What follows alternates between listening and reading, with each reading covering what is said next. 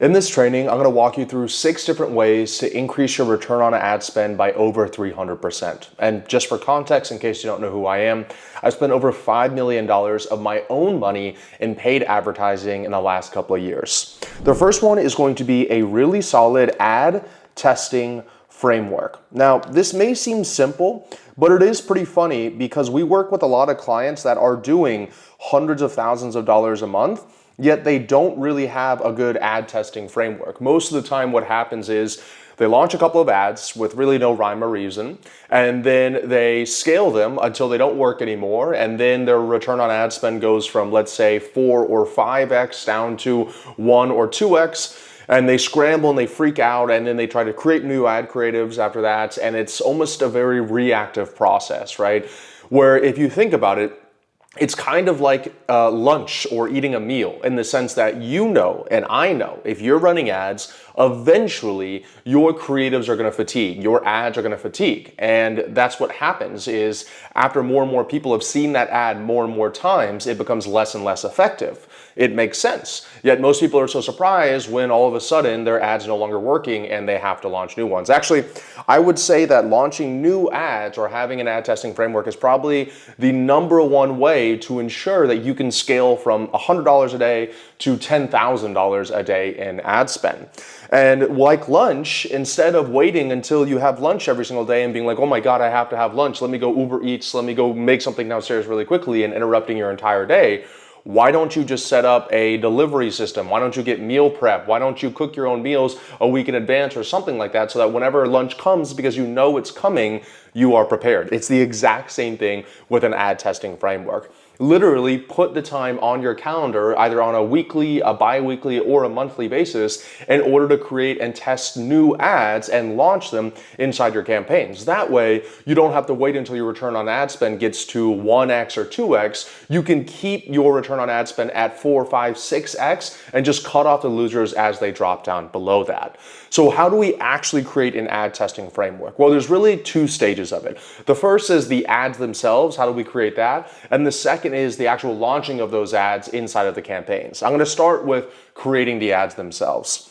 Now, what I have learned that works really well is whenever you are trying to create ads, typically the best thing that you can do, the best source to pull from are winning ads, right? So these are going to be ads that you've launched previously that have worked well. These could be hooks, these could be bodies, it could be primary text, it could be images, it doesn't really matter. The point is you've spent money on these ads before and they have got you a positive return on ad spend at the KPIs that you want it to be at.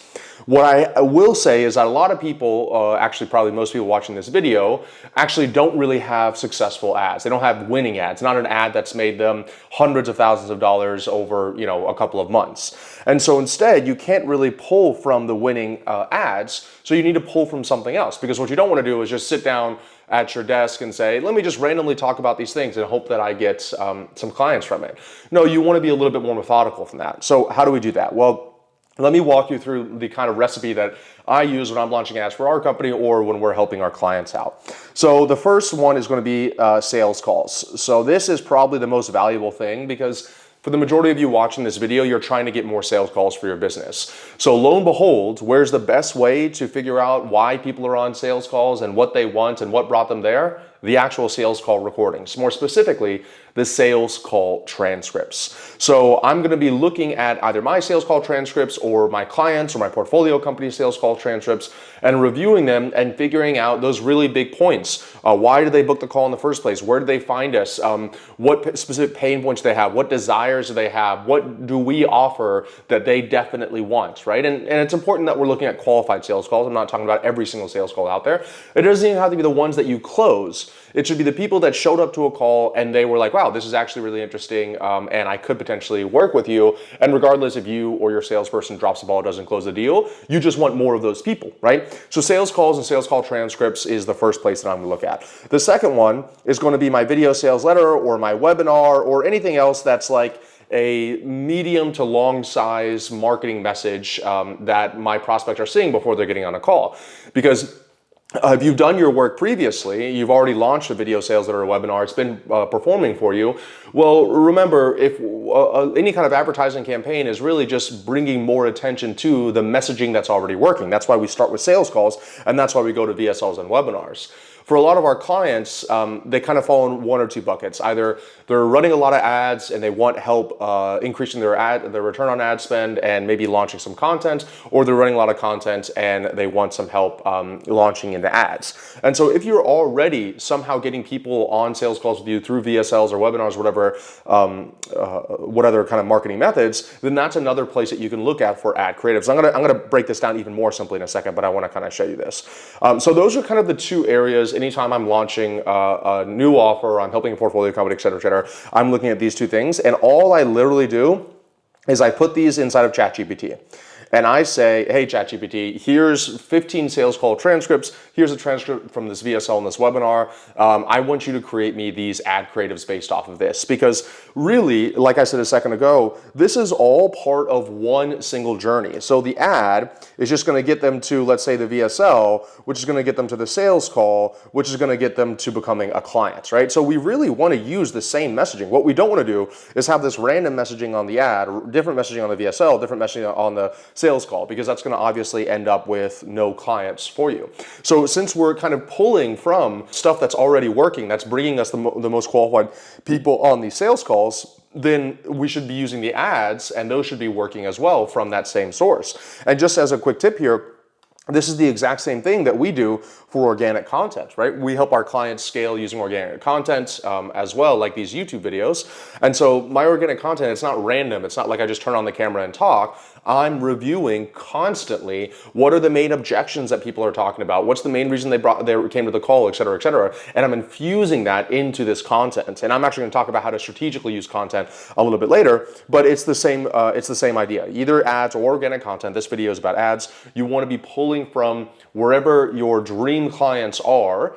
So specifically your sales calls or your onboarding calls, et cetera, and then you want to be reverse engineering your ads from there. So let's go just a little bit deeper into the actual ad itself. What I typically look for whenever I'm launching new ad creatives is I'm looking for 3 angles. So I'm going to put 1, 2, 2, 3. So these 3 angles are going to be 3 different ways that I'm coming at this same problem. So let's say, for example, it's for my company and we help other companies scale through a blend of paid ads and organic marketing.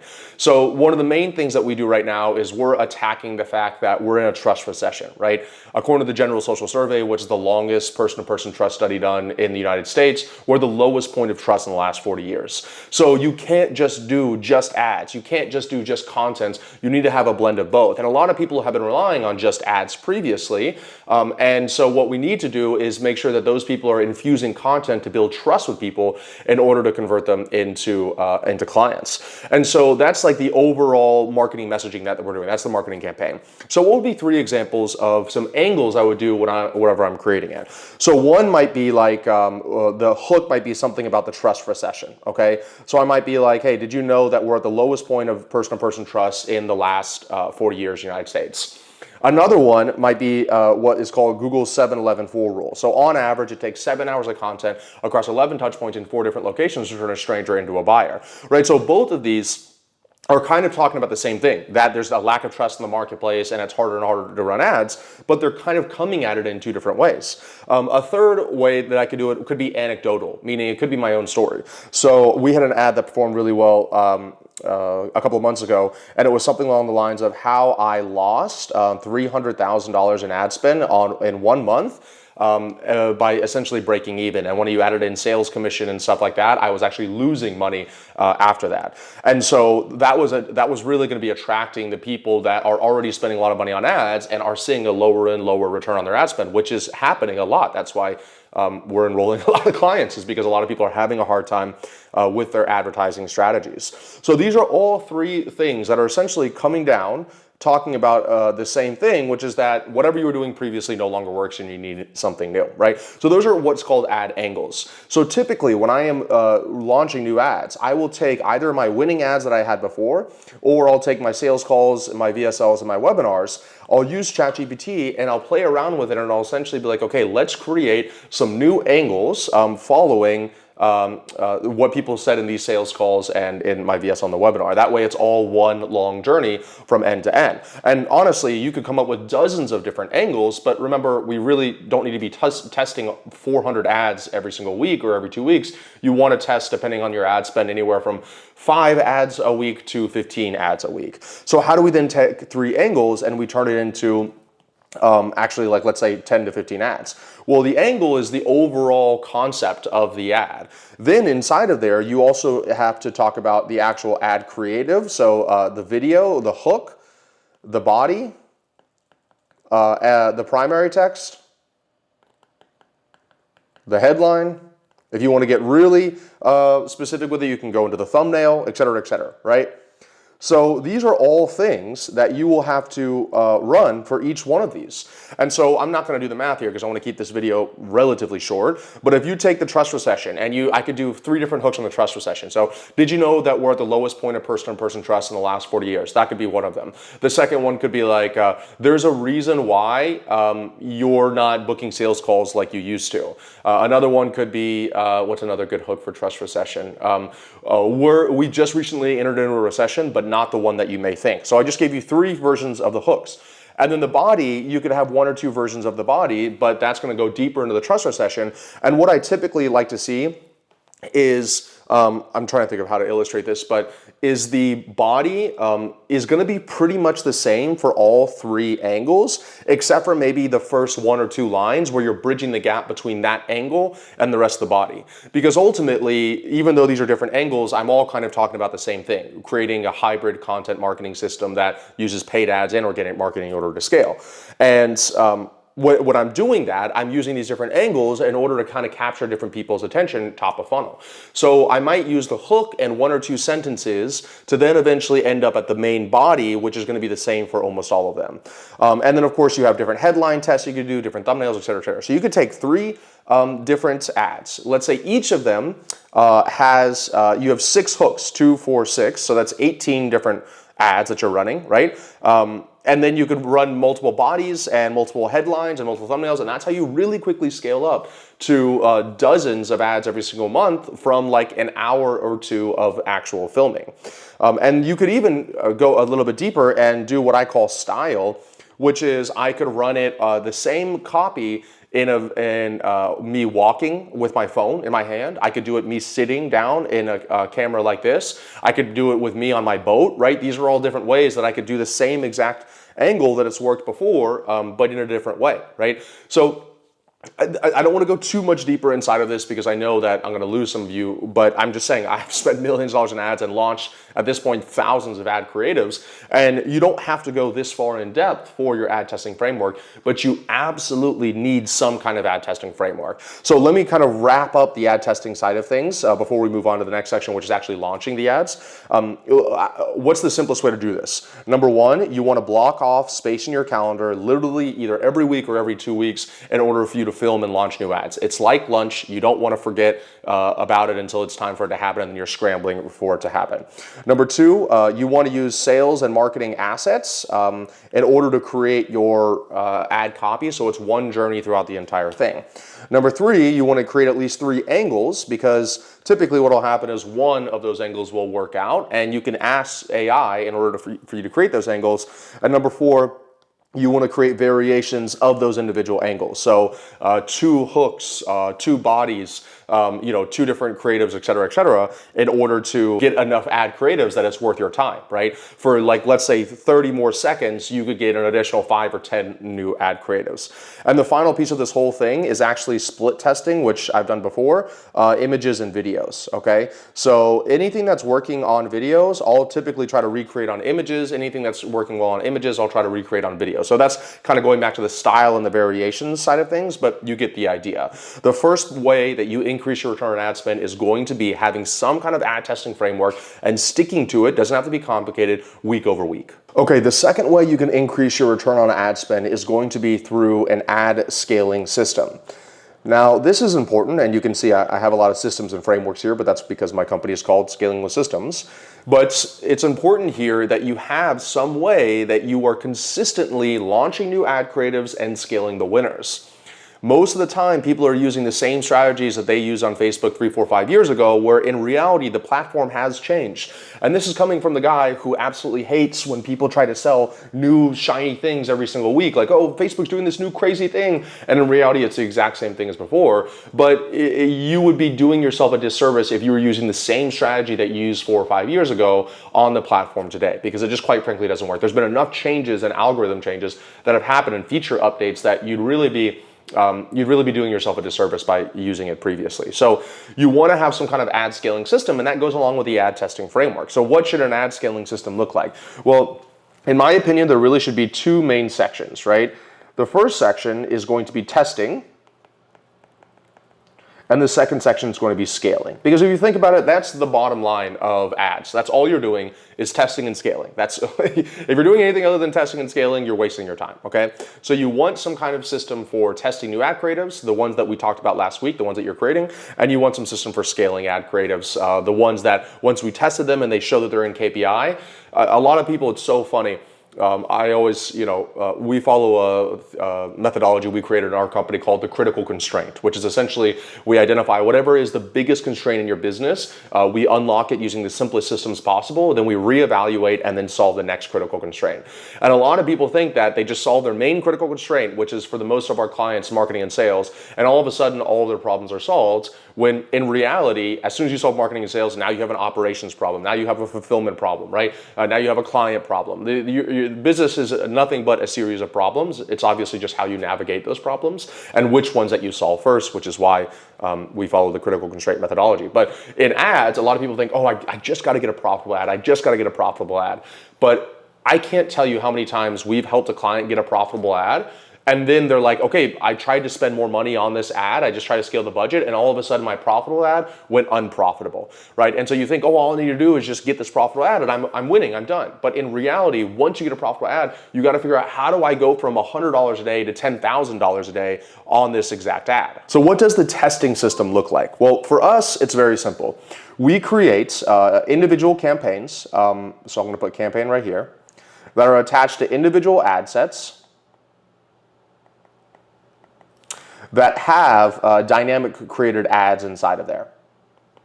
So these are going to be ads that have those different angles that we talked about before. So every single campaign is a different angle from what we did before. So every single week we should be launching at minimum, three different campaigns, because we're launching three different angles, right? So they each have their own ad set, and then of course they each have their own ad. Now, this is a dynamic ad, meaning that inside of that one ad, there could be 40 variations between headlines, primary text, videos, et cetera, et cetera. And so for each of these, I'm typically launching these at about $100 a day in what's known as ABO, or ad budget optimization. It gives me the most control, so that as soon as I scale this within 2 or 3 days, I can know this is a loser, and this is a winner. So let's turn these other two off and let's keep on spending money on the winner. All I do is literally use the same audience, the same targeting, everything, and I just duplicate it for the creatives. Because in ads, once you find a winning audience, the biggest thing that you need to do is simply test new ad creatives. Don't be trying to find hundreds of audiences. That's a big mistake, and a big rookie mistake in ads, is trying to find audiences over and over again. I would say, as far as order of importance is concerned, audiences is literally the lowest of importance, and that's proven by the majority of my clients' best audiences being broad, wide open targeting, including us. So you don't want to spend all your time and money testing audiences, you want to spend your time and money testing ad creatives. Now, once we find a winning creative, what I will then do is launch it inside of a scaling campaign.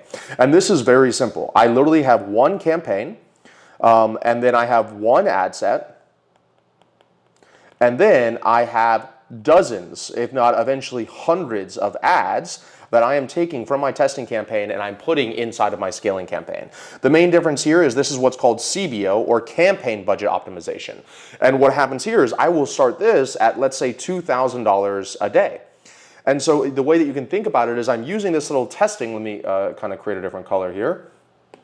I'm using this little testing one to essentially identify with as low spend and thus as low risk as possible which ads are the winners, and then I'm sucking them into this campaign that's spending $2,000 a day, and on campaign budget optimization, it will on its own pretty much figure out, oh, this one's better than this one, so let's spend more money on here, and then eventually, once we turn these both off because they're underperforming, this one's better here. So I'm not just constantly trying to readjust budgets on the campaigns, which is a really great way to reset the learning phase on your Facebook ads and prevent you from actually scaling. So instead, I'm just using this like massive scaling budget, which we've had up to $10,000 a day, and literally just have it suck up the winning ad creatives from the testing ones and having the greatest chance of those ads actually being successful. Hey guys, this is Future Ravi here. Really quickly, if you want my help scaling your business, installing some of these exact same strategies I'm talking about here or in the hundreds of other YouTube videos that I've created, be sure to go down below and book a call to speak with our team, where we can talk about how we can help you refine or create an offer, how we can help you build a marketing system, both paid and organic, how we can help you scale with operations, finances, client success team, et cetera, et cetera. All you have to do is go down below and book a call to speak with our team. The third way that you can increase your return on ad spend is going to be through the infamous attribution. This is probably one of the least sexy things I'm going to talk about here and one of the easiest, so I won't spend too much time on it, but it is really, really important. Just because it's easy doesn't mean it isn't important. And attribution is pretty much you not relying on the notoriously fickle Facebook advertising platform in order for you to know how many leads, calls, and sales you have. And more specifically, which ad creative and which marketing messaging is resonating and leading to the highest lifetime value clients. Now, there's a bunch of different ways that you can do this. I will say that the Facebook ad platform has gotten better over the years after Apple had that iOS update that pretty much broke attribution completely, but it's still wildly inaccurate if you use a third-party attribution software. Now, the two that I use, and I don't even know if they have affiliate links. If I have an affiliate link, I'll put them down below, but they're not paying me to say this, is Hyros and State.io. Hyros is really, really good because I like Hyros probably the most because I can stay inside of my ads manager and I can see exactly from my ads manager which one is generating qualified leads, calls, and sales, and what my return on ad spend is at every single ad set or campaign level. That's really, really important because when you really start scaling and you're testing literally over a year, you could test over 1,000 different ad creatives. Well, you want to be able to look at, without having to look inside of your CRM and all these different places in Google Sheets, you want to be able to look at exactly which ad is giving you the highest return on ad spend, and you can do that inside of Hyros. Now, Hyros is not perfect. I will say that it's definitely going to take a little bit of work to set it up. And if you don't know how to read Hyros correctly, then you might think that an ad is underperforming. For example, one of the biggest things that I see is not knowing the difference between first click, last click, and scientific. So first click is this person might have become a client later on, but they first clicked on this ad here, and maybe they didn't actually go all the way through and become a client and book a call. They just clicked on the ad and landed on your opt-in page. Last click is what was the last thing that they did before they became a client. So maybe they clicked an ad on the first click, and then they went to your YouTube video, they watched YouTube video, they clicked the link in the description, and their last click was YouTube. And then scientific kind of looks at the combination of first click and last click to figure out and say which one of these was the most impactful during this prospect's journey, and that gives you probably the most accurate idea of whether this ad is actually profitable or not. For example, you might have one ad here and one ad here, and this one has all of the last click sales because everybody's clicking on that ad, and then they're becoming clients, where this one here might actually have no last click sales, only first click sales. So they clicked on that and then they went to this ad and then they became a client. And all of a sudden you turn off this top ad because you think, oh, well, this isn't actually leading to the sales. Only the last click one is leading to the sales.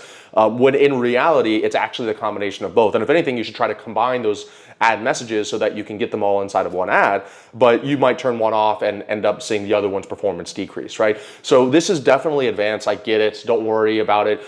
The best thing that I found to do is if you get Hyros is just to eyeball every single sale and call that comes in and make sure that the data is accurate and you're understanding the true journey. For example, every single quarter, my marketing assistant will literally create a journey of all the high ticket sales that we had and walk us through, and we'll analyze it from, okay, they first clicked on an ad, then they watch a YouTube video, video, then they clicked on this email, then the setter called them. And so we can kind of see trends over time, because even ROAS, which is a really accurate and helpful attribution software, it won't really give you the full picture. It's still just numbers and letters when you kind of need that that qualitative approach to it, which can only happen from using a human eye and obviously maybe some ChatGPT. So ROAS is really important. And then Stape.io, this is a little bit bonus. This is icing on the cake.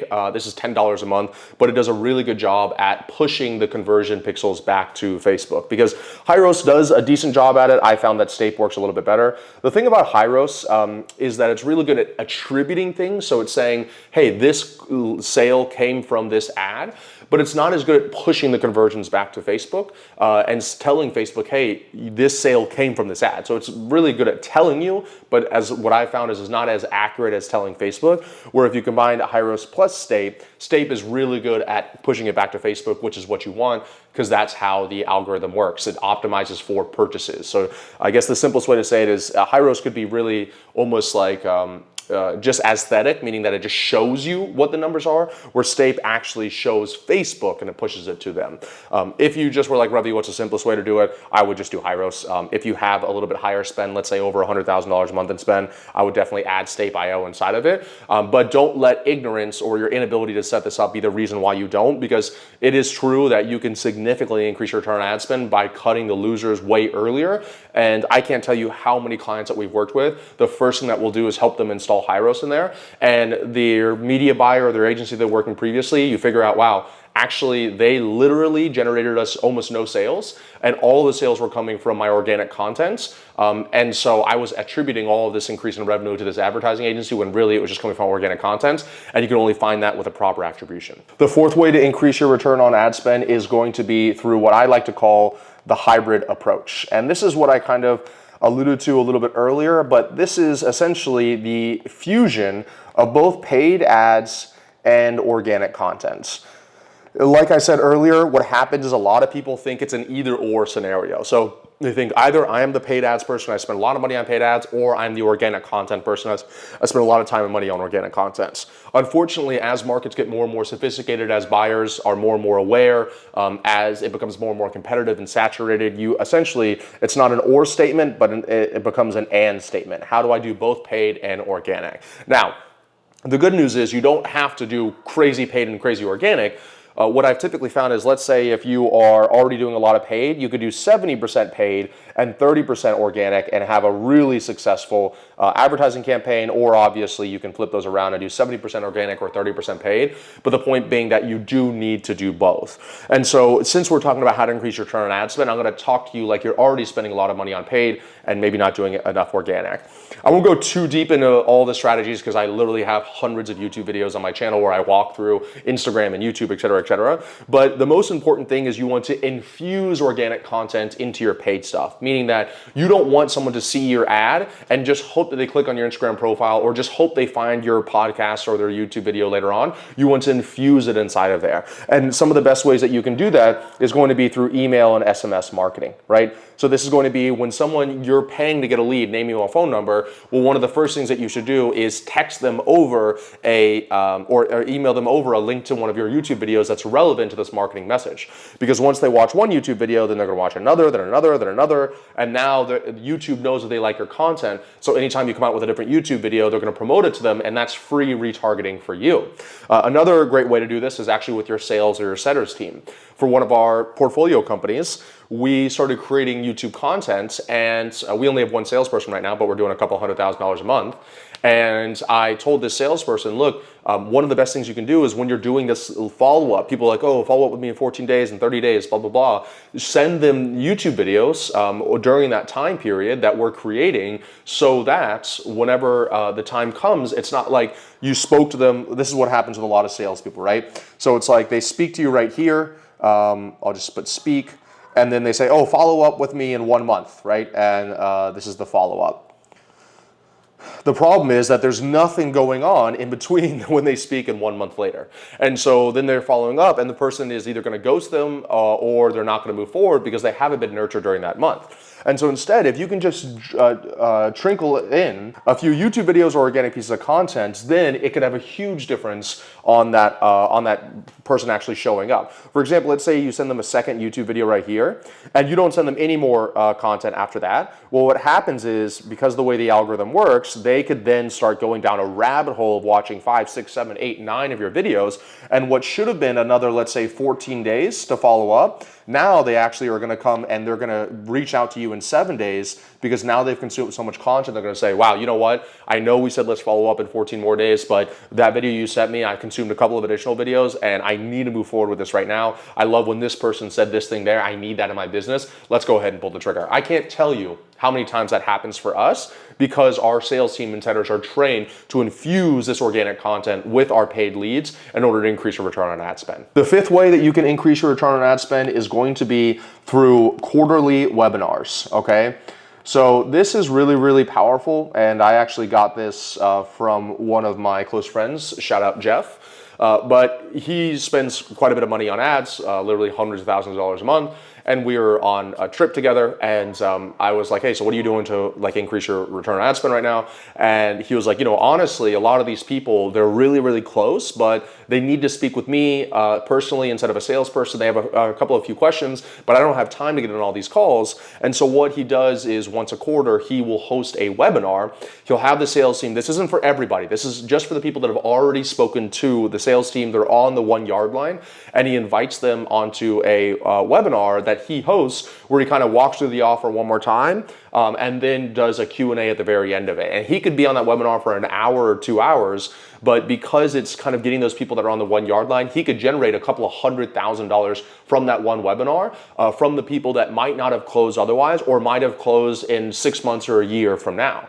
And so we started implementing that inside of our company, and even some of our clients and portfolios companies, with really, really great results. Honestly, I haven't seen somebody do this that it hasn't worked incredibly well for yet. Now, a few tips that I recommend doing.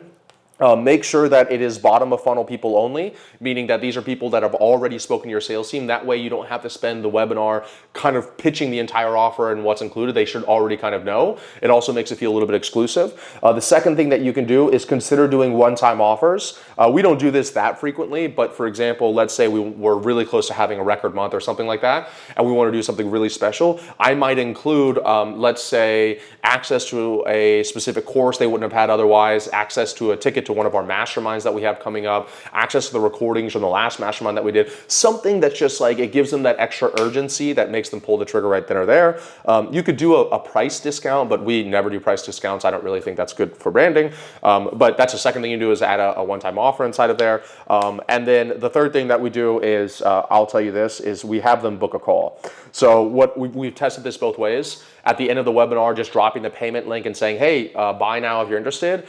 And at the end of the webinar, say, hey, hop back on a call with us if you're interested. And the conversions from the people that we sent to book a call was significantly higher, head and shoulders above those that we just said to buy right then and there. Because even though they've already spoken with a salesperson, even though I've already covered all their questions on the webinar, again, they still need additional few questions. They still want that hand holding, and that's what a really good sales team is for, especially if you want them to earn their commission anyway. So we've reverted back to booking a call, and that's worked out very well. And it's a really great way once a quarter to take all that ad spend and all those leads and calls that you've generated for the past couple of months and just essentially squeeze that towel and wring out those extra people. Okay, so now let's talk about the sixth and final way to increase your return on ad spend. And before I do that, just a quick reminder, if you'd like my personal help scaling your business, like I've scaled literally over 3,000 businesses at this point, whether it's through paid advertising, organic content, helping you refine an offer, helping you create an offer. I've generated almost $30 million up until this point using these same strategies I teach on my YouTube channel. And if you want my help implementing them inside your business, make sure to go down below and book a call to speak with me or one of our team members. The final strategy is what I call the sweepers. And the sweepers are exactly that. Those are the things that you use in order to pretty much sweep up those additional leads and calls that would not have closed otherwise. And there's a few really big ones that you're probably aware of, but I'm just gonna bucket them all together for the sake of keeping this video relatively short, which I'm sure at this point, I'm probably pretty far over it. So the first one's gonna be really obvious, but this is gonna be appointment setters. I actually try to scale my company with as few employees as humanly possible, but there's absolutely no doubt that a really good appointment setter could be a 10x return on your investment, meaning that you could literally pay them $5,000 or $10,000 and they could make you $50,000 or $100,000, no question. So even if you take their salary, their commissions, and you take the ad spend, it's still probably going to get you a 4, 5, 6, 7x return on ad spend. And that's one of the best ways for you to kind of get a higher return on ad spend, because they're sweeping people up. So people that, instead of going on the opt-in page, going to your VSL and booking a call and becoming a client, each single step here, they get lost. There's this leakage at every single step of the process. And so these people are sweeping these people up and bringing them back into the funnel again, right? So no matter what kind of funnel you have or what you're running, almost always adding a little bit of human intervention will almost always get you a higher return on ad spend or a higher throughput of your entire funnel. Just for easy numbers here, let's say from when somebody clicks on your first page to when they become a client is 1%, you could make it literally 4%, 5%, 6% by adding in a sweeper team like appointment setters inside of there. Now, the biggest thing you need to know about appointment setters and pretty much a sweeping team is, the reason I put this last is because your funnel should work without the sweepers. If you are reliant on the appointment setters or these other strategies I'm going to talk about here in a second to make your funnel work, then you have a very precarious funnel, especially with appointment setters, because they're humans. Appointment setters leave, they quit, they suck, they break up with their girlfriend, one of a million different things, and all of a sudden that $100,000, $200,000 a month you're spending in ad spend is now going to be in the negative, right? And you typically don't see that until 1 or 2 months into the future, which means that you're going to be losing a considerable amount of money. So you want your funnel to be already at a decent return on ad spend before you set up the sweeper team. If it's not, I recommend you go back and optimize some of these other strategies before you actually set up the sweepers. The second sweeper strategy that I'm going to talk about here is going to be emails, right? So emails, I have another video where I go incredibly in depth, actually multiple videos on emails, but these could be what I call new subscriber sequences. So whenever somebody opts in for the first time, they could be specific automations for like specific lead magnets or webinars or VSLs. These could be your email campaigns that you do on a weekly, bi-weekly basis. It could be sending your YouTube videos, that your case studies that you've updated people by, special one-time offers that you're creating. The bottom line is, just like the appointment setters, you could take a funnel from 1% to 3%, 4%, 5% just by having some email sequences. And then the other big one is going to be SMS, right? Don't sleep on SMS. I hear a lot of people, that are afraid of SMS because of the compliance issues. And also they say, oh, it doesn't work. People don't respond back. SMS is probably our #1 source of outside of appointment setters of the sweepers. I guess what the better way of saying this is, between email and SMS, SMS, when we use it, is way more potent and way more powerful. But the problem is that we can't use SMS nearly as much as we use emails. If I sent 3, 4, 5 emails or SMS every single week, people would literally complain to me to everybody, right? So we'll probably use an SMS maybe once a week, more like once every 2 weeks, and we blast it out to everybody. And each of these, another strategy you can think about is what we call direct or conversational. So direct means, hey, here's this thing, click this link and book a call. Conversational is like, here's this thing, if you want to talk more about it, reply with this word, and at that point the setters come in. And so we kind of blend those both together. It also keeps the list a little bit more active and fresh, because if I was every single time saying, click this link, click this link, click this link, click this link, it would just feel very one-sided. Where I say, hey, by the way, we're doing this pretty insane webinar. If you want to get access to the link, respond back me to this text, and I'll reach out and send you the link. They respond back me, we give them the link, but now we've opened up a conversation where we can actually set those people on a call and close them. So there's kind of obviously multiple variations that you can do inside of this, but the point being that if you had a 1% funnel, let's say you add appointment setters in there, you could take it to a 3% funnel. Let's say that you add emails, you could take it to a 5% funnel. Let's say you have an SMS, you could take it to a 7% funnel. So over a 12-month timeline, 7% of the people that either become a lead or land on your landing page, just depending on how you have it, could end up being a client. So you could literally 7x your business by adding in that sweeper team there. Thanks so much for your time, guys. If you enjoyed this video, be sure to send it to somebody who needs to hear it, and let me know in the comments down below.